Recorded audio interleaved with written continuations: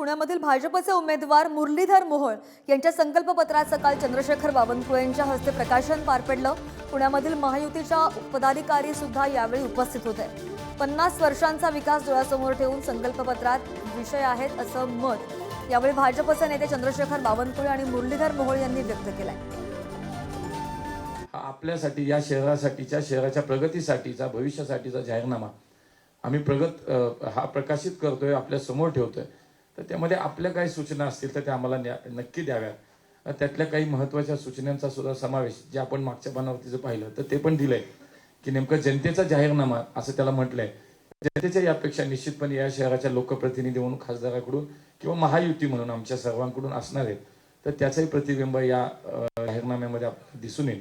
जो संकल्पपत्र दिलाय या संकल्पपत्रामध्ये साधारण जर विचार केला तर मुरली मोहोळजींनी आपल्याला सांगितलं की उच्च प्रतीच्या पायाभूत सुविधा पुण्यामध्ये निर्माण झाल्या पाहिजे। पुढच्या 2030चा विचार करून उद्योग आणि रोजगाराभिमुख व्यवस्था उभ्या झाल्या पाहिजे।